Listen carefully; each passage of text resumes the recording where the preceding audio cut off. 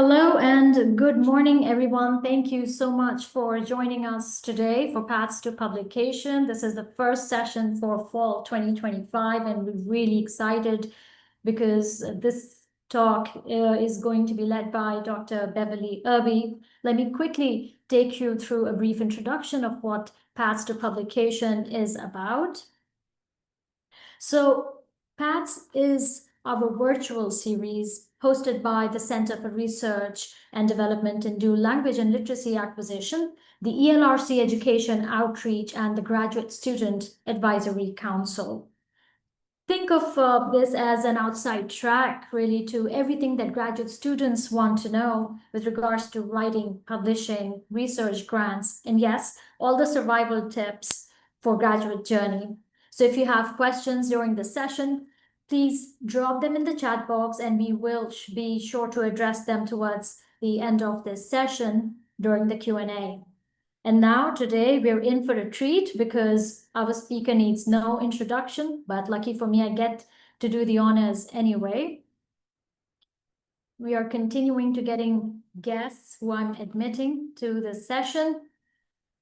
So Dr. Beverly J. Irby, she's the Regents Professor in the Department of Educational Administration in the College of Education and Human Development at the Texas A&M University. She directs the Educational Leadership Research Center, co-directs Center for Research and Development in Dual Language Literacy Acquisition. These are two highly regarded hubs of research, innovation, and outreach.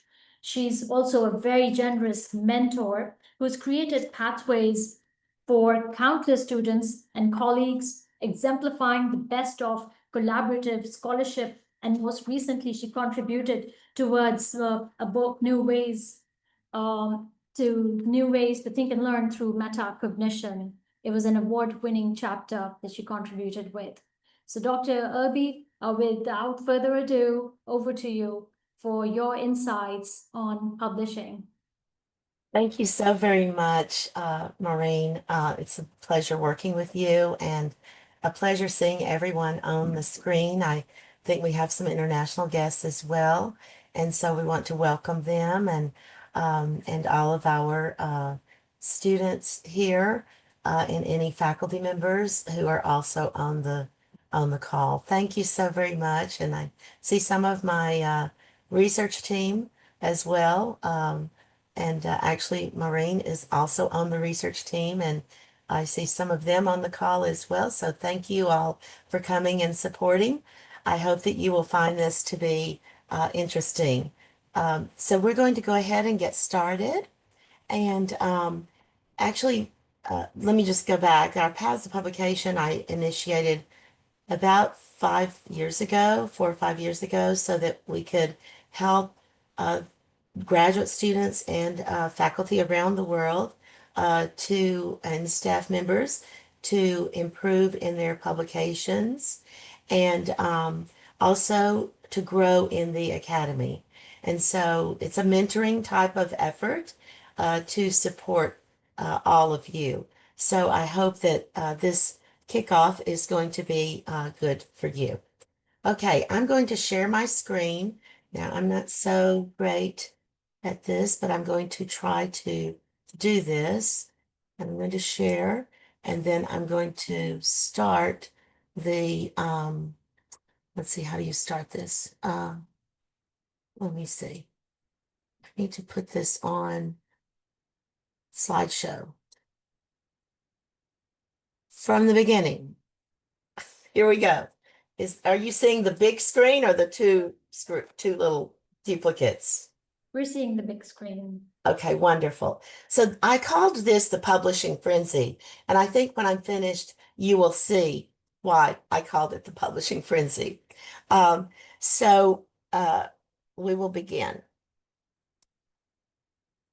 So first of all, academic publishing really, it's just basically exploded in the last decade. You're going to see how, and that is with faculty and graduate students facing pressures to publish in open access journals. And how do we get those published? We'll talk a little bit more about that as well as we go through.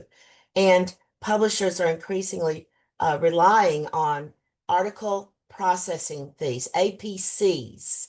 And so you'll learn more about what those are and even the cost of those as we move through. So why the frenzy? Well, there are incentives for publishing. You know, it's about tenure, it's about grant funding, what grant funding we might have, and going forward. And it's about open access mandates and publisher responses with, you know, these mega journals. We'll talk about some of those mega journals. What does that mean? And and related to special issues, there are outcomes of a volume-driven ecosystem, and you're going to see this. So it's coming from both sides, the publisher end as well as the user end, which would be us. We are the user. So I want to go over just a little glossary first of open access models. So there are gold open access, gold OA. And that is a final published version. It's free on publisher's website. Okay. So on the publisher's website, usually it is APC funded. It is usually licensed, maybe by CCBY, but it is still copyrighted. Even if you get, by the way, if you use a CCBY, anything that says like even a picture off of the website and it says CBY, you have to go in and check to make sure that that is not copyrighted material, even though it says CCBY. And so anyway, the other thing about this is that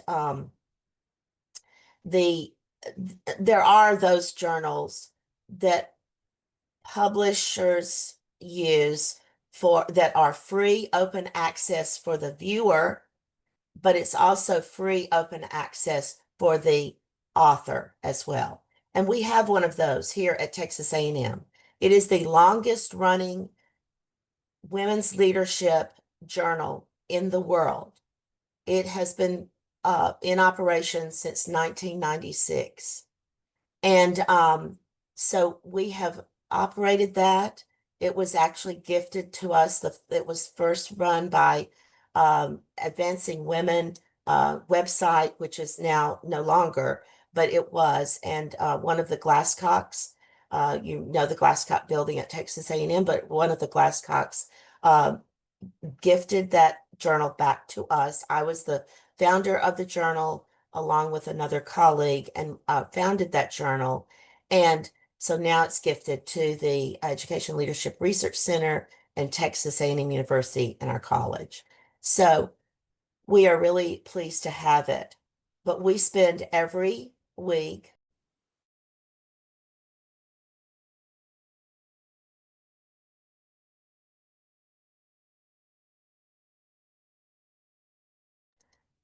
Am I muted or am I okay? It's asking it to unmute.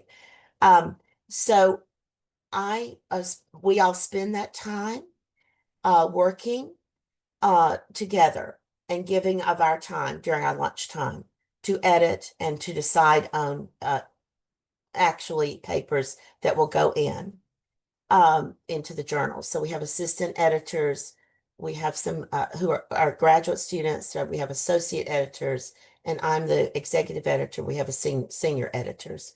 So anyway, that is Advancing Women in Leadership Journal, the Advancing Women in Leadership Journal. It is our social responsibility, our global responsibility to provide knowledge and have a knowledge base that is open access, not only for the people who are viewing it, the academics who are viewing it, but also for the academics who are graduate students and all of us who are academics who are writing for that. We do not charge one penny. We give of our time to do that. So I wanted you to know there's another type of gold open access. Okay, so just wanted to let you know that. And that's here at Texas A&M University. There's green open access, and that's where the author deposits the manuscript in a repository. It's free to read. Sometimes it undergoes embargo. We have the Oak Trust repository here at Texas A&M, And so you are welcome to put your manuscripts into, or sometimes we have policy briefs or research briefs and things like that that might go in there. And that would be good to have those in there too, if you all do policy briefs. We would also invite you to do policy briefs for our Crudella Center as well as for our ELRC Center. We have policy and research briefs as well in that particular center, those centers. There's a diamond and platinum open access. It's free for both. Again, this is where ours the golden, but I called it golden. But it's funded by societies, universities, and governments, and that really would be ours. So that's really where it lands. But then there's hybrid open access, where there's a subscription journal where individual articles can be made open access if the APC is paid. And that's what many of the journals are now. They have like their regular no charge, but you have to go through universities to get to, or you have to pay for those articles. Those articles are pretty hefty payments. Some of them run about $40 per article, the ones that I've looked at. When I look at those, I check open access just on the web on the DOI. Well, it's not there, so I have to go into the university library to get it from that journal. Sometimes it is open access where somebody has paid the APC in that hybrid open access. So we have those types of things that are going on in terms of open access. And that has recently just come into play. Okay. Now I want to show you that our TAMU library offers something to us. I don't know if you can see that or not. I've tried to make it fit onto the page, but you can go into the library and you can look at that. Here are companies, publishing companies, that TAMU has a contract for a reduced APC with. So you can see for us, it might be Cambridge, it could be, I don't know what that blue one is, but it could be Elsevier, Emerald, Sage, Wiley. So those are some of the major publishers, and we have contracts. So we can get discounts on those APCs. Is what that amounts to for publishing. Now, it's not unlimited. They do have a limited number that they will fund each year. But so if you have something and you want to publish online, publish in one of these journals, you can do that. There's also one MDPI that is not up here. They don't advertise that, but they do have MDPI. We'll talk about MDPI in just a little bit, which is a very large publisher. I want to do a case study on MDPI now. I wanted to show you education sciences. How many of you have received invitations from education sciences to do a special issue? Anyone? Has anyone received a request? Feel free to write in the chat box. Yes, put it in the chat if you have. I just wondered, I receive those quite often, as do other colleagues. But anyway, it charges around 2,000, a little bit more, a little bit less, depending. And it is indexed in Scopus. It's impact factor of 2.6, which is hefty. It's nice. That was 24. The growth is tied to guest edited special issues, which is what I just mentioned. It has grown, and I'm going to show you a few how it has grown. It raises concerns, however, for TMP committees about rigor, and that's concerning as well. So I'm going to go on. So volumes and number of articles for the year. So you can see there were 12 issues in 24. So, for example, volume 14, issue number 12, down there with December, that particular issue had 143 articles in it.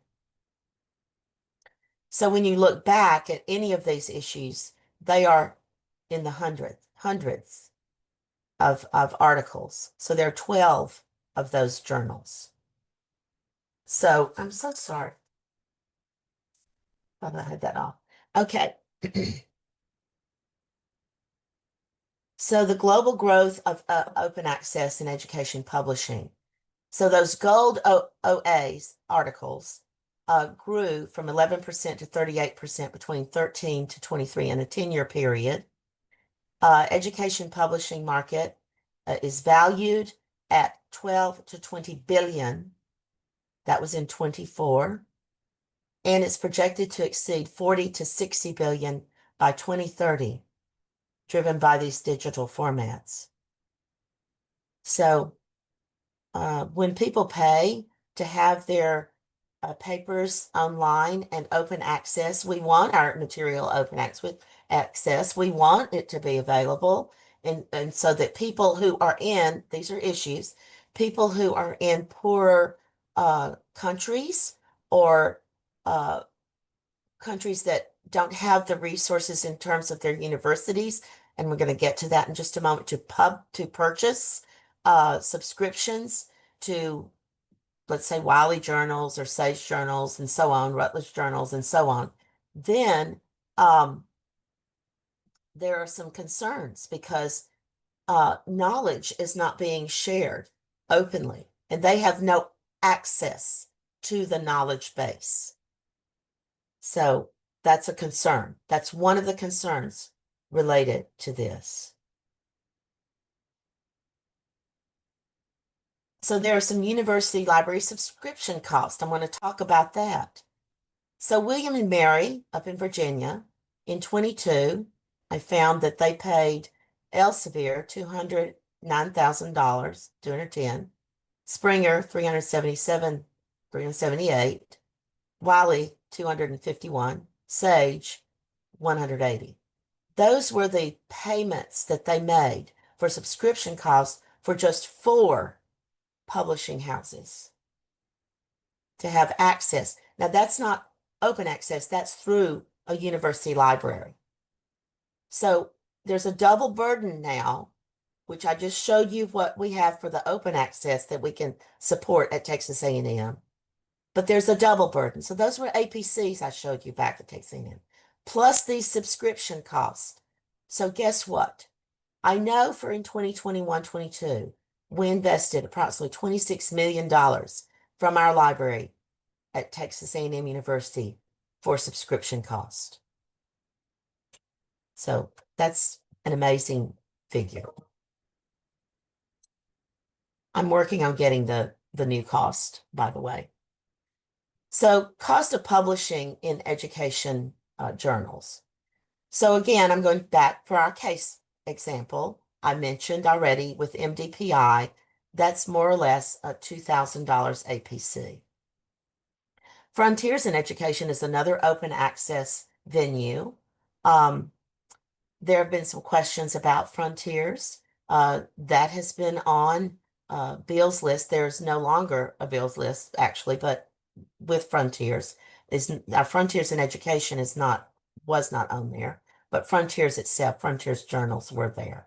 But I know the one in educational leadership is the editor, the senior editor is a colleague of mine, a longtime colleague, very well respected, Dr. Margaret Grogan, and there is no question about that particular journal and the efficacy and stature of that journal. So, but that is, look at the APC cost, $2,500. Sage Open, $2,250. Cogent Education, Taylor and Francis Journal, $2,195. Elsevier, Teacher and Teacher Education, $33,720. These are approximate costs. Wiley, approximately $3,860. So we'll talk a little bit about special issues and predatory practices now. So special issues drive growth. I just showed you the education sciences, 12 issues with no less than 100 in each issue. That last issue had 143 articles in it. So special issues drive growth but raise peer review concerns. Wiley's Hindawi, which is an online platform, retracted more than 10,000 articles in 23-24 due to some issues with publishing things that were not accurate or questions raised about these particular articles. So they had to retract those. The faculty must verify their indexing also. Be sure that you check in Scopus, uh, those are open access journals, the directory of open access journals you can look at also, DOAJ. So please check those and ensure that the indexing is there with Scopus. Our Advancing Women in Leadership journal is indexed. So the academic side, acceptance of OA. So open access is increasingly accepted. We just went through tenure review process or promotion process here at Texas A&M, or we're involved in working in it, but we've been looking and reviewing packages. And so OA is increasingly accepted, but unevenly adopted. So, there are still some questions about that. And faculty, even in discussions, will over tenure packages or promotion packages, will question some of the papers of where people are publishing. So be careful. That's all I'm saying. Just be careful. And be careful when you're on the job market. So when you publish in one of these questionable journals, if you are a graduate student and then you're on the job market, then there's going to be, there might be questions raised about your own integrity, professional integrity. So OA is also seen as normative, or, it's becoming more normative. But that was 22. APCs are still the concern. That was in 22. It's still the concern in 25. And then 75% used in 21 open access articles, but only 50% published in open access journals. I don't have the 25 numbers, but I can assure you that that has increased from 21 to 25. And then in 2020, there was support for OA, but there was cautiousness expressed about the prestige of OA in 2020. Some of the journals, as I mentioned about the Frontiers in Educational Leadership, Education Administration, that one is reputable. So there and fairly prestigious. It's the editor a lot of times that makes the difference in those journals. That's why so many of the journals will call for these open access publishers will call for special issues, and they will ask specific editors to do the special issues, or faculty to do the special issues. But some of them just send out to everybody on this call. I'm just saying. So we all get this invitation, and it's like, really, I mean, it's really sounding good that we're being asked to be a special issue editor. And then we say yes, and then we get their topic. We propose our topic, and because they've already sort of proposed a topic for us, and we propose it more in depth, and like who might be called upon to publish in this, because you know your field and you're going to ask those people. So let's say we have 10 people that we're going to ask, and then they continue to ask others, and so then it increases. But then they charge for those people to publish in that particular special issue. So you see, it's just a vicious cycle here. And then we have tenure promotion implications. So first of all, we have open access visibility and access just on the internet versus the concerns about the quality and rigor. We have committees, as I just mentioned, scrutinize acceptance rates and peer reviews.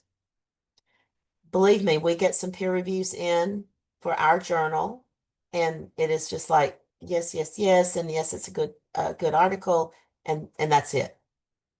Done. Sometimes we will get very good reviews and giving critical feedback, even editing within the paper and sending it back.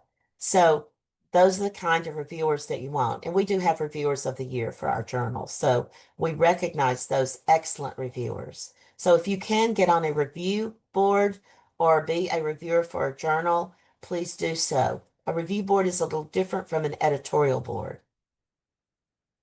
And then balanced portfolio across open access journals and traditional journals is recommended. So be sure that you think about that as going forward, even as graduate students, when you are, or postdocs, when you are publishing, think about that.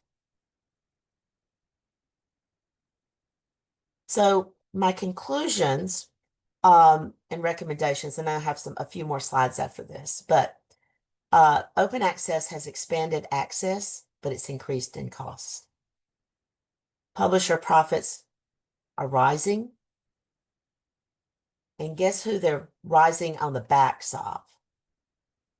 The profits. It's on the backs of us. We do the work. Then and sometimes we have to pay for the work to be done. We do the work, and then we have to pay for our work to be published. So that's strange, but anyway. And then there's the risk of predatory practices as well. So some of the things that I've mentioned it could border on predatory practices. And then at universities, they are creating APC funds, as Texas A&M has. And we're looking at, and the tenure committees have clarified tenure and promotion policies within their departments. We talk about this in tenure and promotion committees. And then faculty and students. We need to diversify our outlets, not just only in OA, but also in traditional publishing. And with document rigor, we need to look at that, make sure that read some of the papers that are in those journals. If you think they're pretty shabby, I'll just use that word, then maybe you want to avoid that journal. And for certain, you want to avoid predatory journals. So let's take a look. There's a new initiative underway, of course, that we know about, and that is artificial intelligence. So we can't not talk about that related to open access journals. So the American Chemical Society, for example, they have AI assisted journal recommendations. Those were incorporated into the review process, reducing rejections and increasing author satisfaction. So they have these journal recommendations that they incorporate there. The next one is that I want you to think about is language check. So Hindawi, again, we remember I mentioned Hindawi before. It's they use an AI-based tool, and many of them are now using that to offer language check during the submission process. It resulted in authors accepting 87% of the suggestions, which reduced the time to acceptance by 20 days with fewer rounds of review. I want to talk about AI in that sense for just a moment. So for editors, for seasoned editors and reviewers, it's pretty easy to see AI, to see that AI was used in this paragraph or that paragraph or whatever. Please, if you use AI, I mean, I'm not saying don't use it for ideas or, it can help you to generate ideas. That's not a problem. And when you generate the idea, okay, so there's a paragraph or those bulleted lists. So you see, I've been in there, I've looked. And use it for some ideas. Like, okay, I've got a writer's block. What would that maybe call for? And so I would ask the question, and then it's like these bullets. So, and you can ask it to write it in a paragraph. but do not take the bullets or the paragraph as they are. You have to investigate that, and you have to investigate the references. The references are still problematic in AI. Okay, so be very, very careful with that. So you can't just write an article and plop it in that is, or submit it that is AI. Please don't do that. That's not very professional. So we don't want to be caught with that. And certainly if it is done, and that, believe me, that will be looked at, and editors will actually see it. I mean, we will know. In addition, if you are writing your paper and you plop in a paragraph from AI exactly as it is, then the editors can see a change in voice, a change in presentation. There are changes in that. So that's how, too, that I see plagiarism in, even in dissertations or in articles that come in to our journals, and or articles that I'm reviewing for other journals. I can see some plagiarism going on because if it occurs, I'm not saying in every article, but because, and without quotations and page numbers and all of that, but if the voice changes, it's very easy to see. So I've checked some, and on the first page, there would be, 20 plagiarized sentences, paragraphs, etc. I mean, not paragraphs of 20, but yes. And then a selection of reviewers. So AI tools were used to profile submissions and published papers in order to assist in identification of reviewers beyond those known to the editor. So I am the editor emerita for Mentoring and Tutoring Partnership in Learning. It is a Rutledge Taylor Francis journal. It is also the longest running mentoring journal in the world. It is it has an impact factor. It is well respected, and one of the top two, or the two journals in mentoring that we have. The other one is an Emerald journal.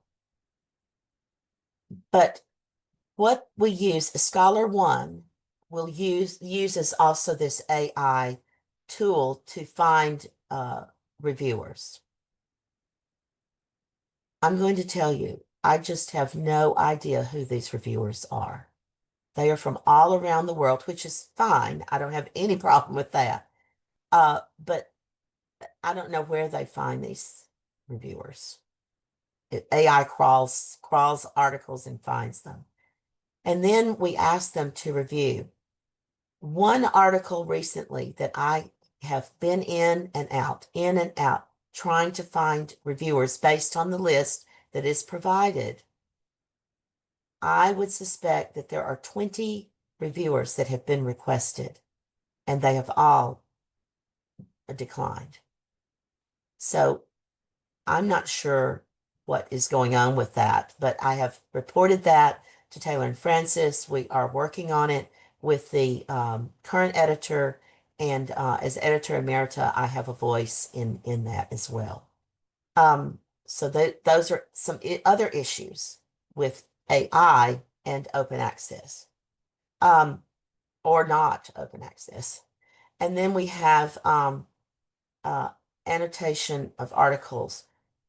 Springer Nature, the tools have been used to harvest the relation between entities to help annotate articles and to construct knowledge graphs. So they pull information of this, and they can annotate the articles very quickly, and they find these publishers find who they need and what they need. So that's why you will be getting information saying, will you be the special editor of this journal? Because your recent article of XYZ relates to what we need done in our journal. So just that.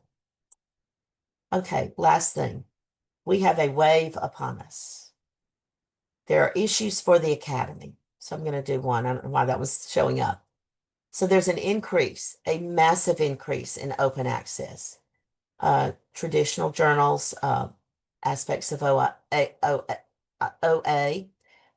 their articles free that also occur after 6 to 12 months. That's another policy that they have. Sometimes authors are allowed pre-printing. Please be careful of doing that. Please, even in the journals, we do have a university repository, and like I said, we can pre-print or print our papers up, post our papers up there. But please be careful of preprints in journals, okay? Because there may be issues with your paper and you have already pre-printed it, and then the reviewers review it and then it's rejected. So you don't want that to happen. Funding agency requisites for data and information access. There are requirements currently with funding agencies that all of the data need to be accessible to everyone. So we have to be careful with that as well, particularly with those preprints. So quality and social responsibility. So there are additional fees for publication from now anywhere from 900. I saw one the other day, it was actually 750, but anyway, 750 to more than $3,500. I've had some that are over $3,500 that I've looked at. And then who's doing the work? Elsevier example of our justice and actual deception. So our justice is that we're doing the work and, we are deceived by the companies that call out for these high publication fees to get our work out there after we've done all of the work. So I just said, oh, what a tangled web we weave when first we practice to deceive. So anyway, it's a little bit of a deception. And then access is limited. If researchers must submit to traditional journals, then we have the access limited only to those who have the opportunity through a university or maybe a public library. If they're able to, they're usually not able to pay for all those fees. But if they can pay for the subscription fees, then you would have access. But that's only if the university has funds to be able to do that. Remember, 2022, remember that. $26 million in subscription in fees. So Texas A&M. A rise in predatory journals we have going on, and then some questionable publishers themselves. So it's predatory publishers too. So institutions cancel journal subscriptions. That's a problem. University libraries spend increasing amounts of their budgets on journal subscriptions. Some medical journals can cost over $30,000 annually, just the journal itself. And then if institutions do cancel an online subscription, they lose access to all past issues of that journal. Remember that. If they're canceling, let's say, mentoring and tutoring, partnership and learning, the Rutledge Taylor Francis Journal, then all of the previous issues in that journal, no one at Texas A&M University would have access to that. So that's an issue as well. And then impact factors. So current methods include considering the number of publications, their impact factor. There are ways that editors can get their impact factors up. And I won't go into that today. But it's the number of citations, a person's position on the author list, the amount of grant funding, all of those things you have to think about in terms of impact factors and getting papers even off of grants to be able to publish. AI could help us track academic publications from sharing our preliminary data or research briefs to publications. So anyway, it can help us. It's, again, AI is included in this and it is upon us and we can use it for good or we can use it for bad as well. So we have to think about those impact factors, and the more articles that are published by a publisher in a journal, the higher the possibility and probability that those articles will be used, will be pulled. They're open access. They'll be pulled and used in papers, other papers. So the more a journal, now not individuals, but a journal, the more a journal article is used over and over and over, and AI helps find those, the impact factor rises because it's the journal's impact factor. So the more articles that we have out there that are used in other papers from, let's say again, mentoring tutoring journal, then the impact factor rises. So the more the open access is, the more they're going to probably be used and available. So we have a major event. A Cambrian moment happened in 2014. We had one, a moment. There was digital and networking technologies. They were prompting significant change at that time, and opportunity in publication and scholarly communication processes. That was a Cambrian moment for us, a major change. So these disruptive technologies are causing the Academy to assess the traditional role of commercial publishers, copyright, fair use, rankings of the journals, and the process of peer review. And who's the peer reviewers? Who are they? And then what's happening now since that Cambrian moment in 2014? I say that in 2022, from 2014 to 2022, we had another Cambrian moment to occur in 2022. Does anybody know what that Cambrian moment was? Anybody? I don't know if you want to put it in or speak out. I don't know if you can. I believe that it was the initiation of Chat GPT in 2022 and AI coming on board related to our words, what we say, what we ask, and how the AI machine learning crawls the internet, crawls anything that's here, and finds things and helps us to answer questions and so on. And it's more and more of a proliferation. So I think that was a more, maybe even a bigger Cambrian moment than the 2014 just generic digital networking technologies. That's when it began. But here's, I think, where the Cambrian moment happened in 2022, when it came to us as consumers and as users for our professional publications. So I hope this was helpful to you. You can see now why this is a publishing frenzy. So it's spinning for certain. So please, I want you to have happy publishing. I want you to be cautious, and I want you to get things published out there. So if I can help you in any way, please let me know. And here's my email, and that's how you can get in touch with me. Thank Thank you. you so much. Thank you, Dr. Irby. This is wonderful. We're already getting digital claps, and we do have somebody asking the first question with regards to if this presentation is going to be available. I believe it will be posted, yes. So yes, we Just will. as all of our other past publications, they're all posted on our past publication website.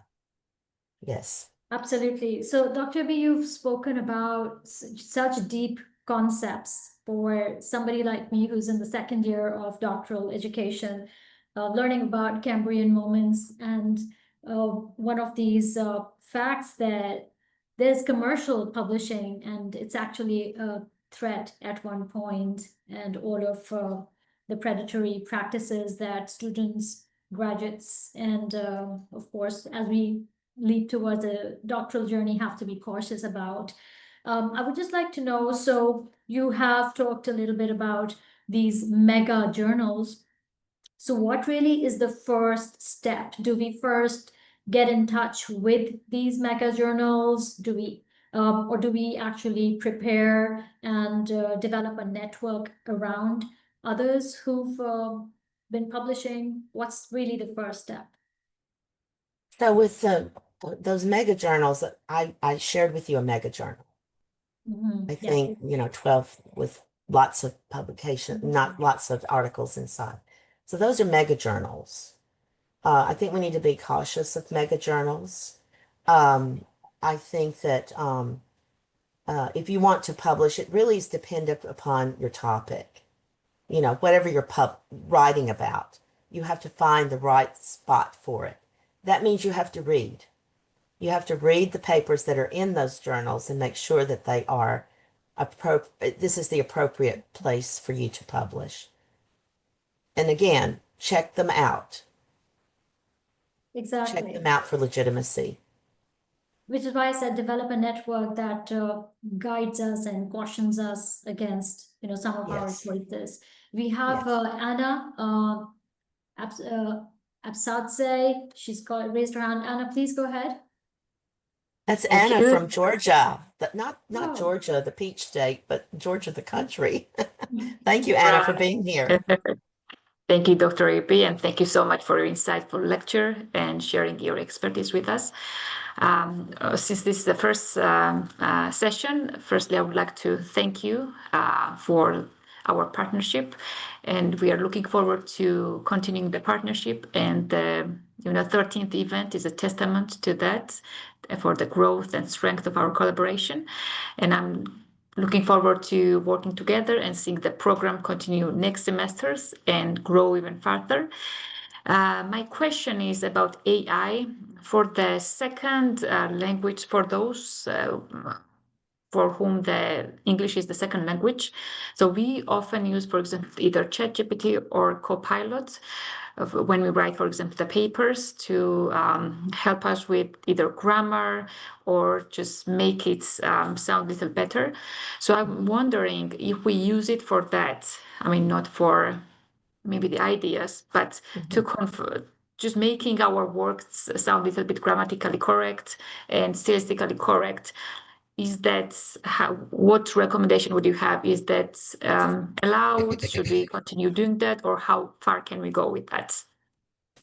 Uh, Absolutely. You can check your grammar. I mean, I don't see a problem with that. There's also Grammarly and there are others, that we have. And I think you said Copilot. But at any rate, yes. There are even studies going on um, in bilingual education where students are using um, I guess ChatGPT or one of those, or Grammarly. I don't recall which one, but they're checking against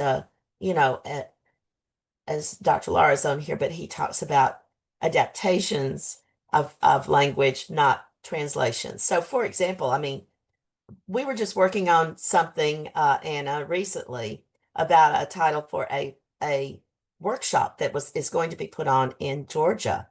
And so it was so in Spanish, I can do Spanish. I can't do Georgian, I'm sorry. But it must be similar. But in Spanish, like you would say, in the Spanish language, it would be like vestida rojo. Is that correct, Dr. Laura? I believe so. So it's a dress red. Okay, that's the way, I'm going to wear a dress red. I could ask Nilsa Cabrera too, Nilsa Bettis. But anyway, but we wouldn't say in English, we wouldn't say dress red. I mean, we would say red dress, right? So I think we had a title and it was thinking outside the box leadership. I think that's the title of it. But it said box leadership, and I said, okay, wait a minute, something's wrong here. So we have to change that to leadership box, thinking outside the leadership box, right? So those are the kinds of things that you'll find that things will be translated exactly, translated, not correctly adapted. And also meaning matters as well. So you have to check those. It's like a recursive type of translation. So uh, it's like if we were doing even a consent form for IRB or questionnaire survey, and we put it in Spanish first, we have someone to translate it. I'm going to use the word translation, Dr. Lara, translate it to English. Then we have someone then go back and look at the English versus the Spanish original. So it's just a recursive process that has to occur, Anna, to make sure that we are. And that's actually what you and I were doing on that title. We were looking at that title several times. We were trying to make sense of what we really meant by this.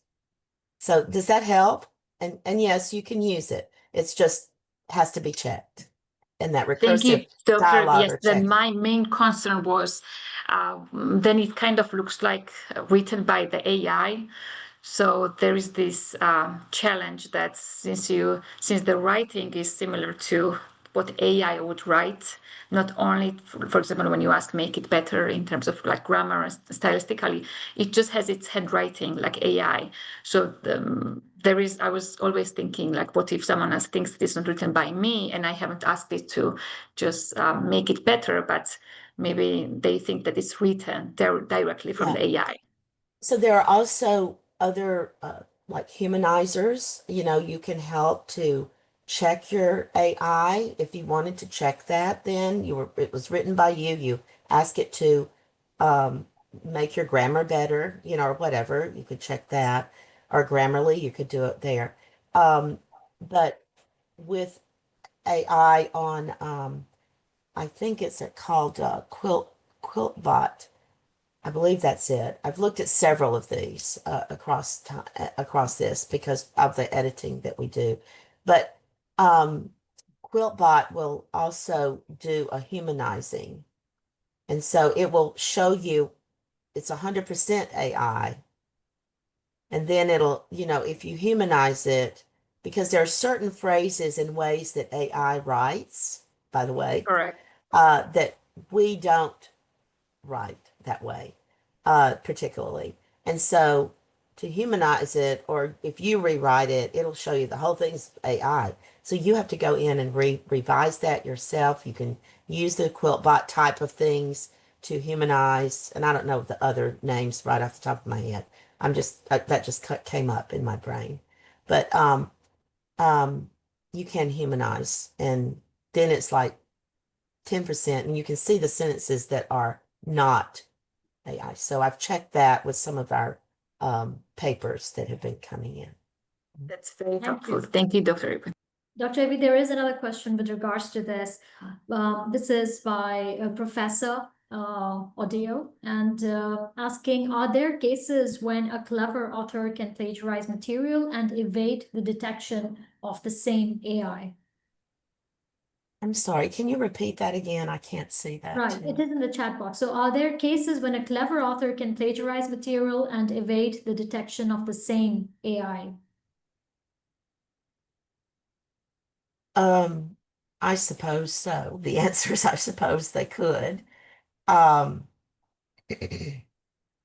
Feel free to ask. turnitin.com is another tool that will check plagiarism as well. Um, so we can actually run papers through turnitin.com if you have that, to check for plagiarism. And there have been some papers that I've received where, it's pretty much plagiarized a lot.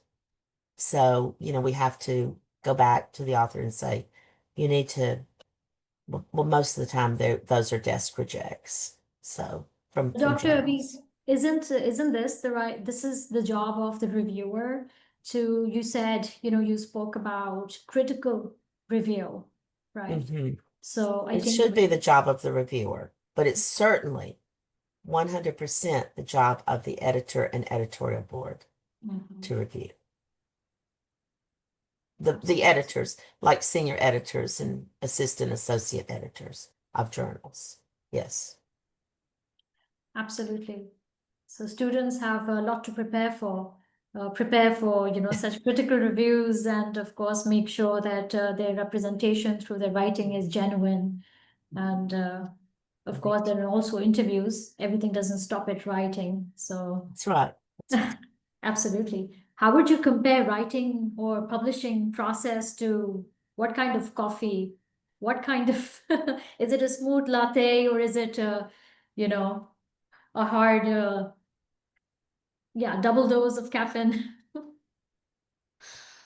Um, for me, I love to write, but and I love to research, and I love to be in the research, doing the research in schools, etc. I love that. I have a team that helps to gather the data. They're lovely and wonderful. Like I said, they're on here. Um, I also I see Dr. Sutton Jones on here. We meet every Friday. We have a center manuscript page in Google Drive, and we know exactly where we are, what we're doing. All of our team members. If a team member, I see Dr. Zhang on here too, Dr. Heenan. And so she's leading a paper right now. I don't know if and we get submissions and rejections and or major revisions, and it's okay. That's It is okay. all a part of the So process. sometimes that does require a double dose of caffeine. Yes. Absolutely. Absolutely. Thank you so much, Dr. Irby. I'm going to request if there are any other questions. This is the chance that you have. Otherwise, feel free to email it. And we will get back to you with those. This was really the first time that I had heard about the predatory practices in publishing. So I think you titled your presentation really well, The Publishing Frenzy. So very appropriately titled. So thank Thank you. you. And Mhm. I think we have another paper as well. Another presentation in past the publication I think I did last year or year before on predatory journals themselves. So, you're welcome to go in there and look at that. And as well, it's related, but this is updated, more different information. So, okay. Thank you so much. Thank you, everybody. Thank Really you. appreciate you all for joining. And such a pleasure, again, Dr. Abhi, listening to you. So, to your mesmerizing presentation with all Thank the you. insights. And Thank you, Dr. Thank you, Irby. thank you, all the thank you, best. thank you so All much. the best. Thank you, Professor. Thank you. Thank you. Right.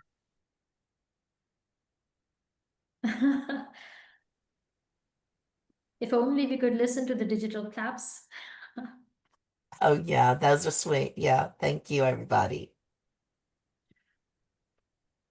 Dr. Irby, Yes, I wanted to add it would be nice as an idea for for a future presentation if someone would be interested in like proper practices and examples of when it would be appropriate to use AI and in which ways, because I know it's a big sure. thing over here too at Blinn. It's so easy to detect, and I just think it's Yes, so important because the lines are so, um, there's a fine line between using it properly and using it and as a mechanism to just go ahead and do your work. So anyway, right. just I'm interested. I was Okay, talking that's a about good this with recommendation. yeah, I was Yes, talking about it with Dr. Goodson. It's just a topic yes, of interest, and I know a lot of graduate students would be very interested in that. Thank you yes. so much for everything. Excellent. Thank you. Thank you, Dr. Abhi. Have a good day. Okay. Good day. Bye-bye. Bye.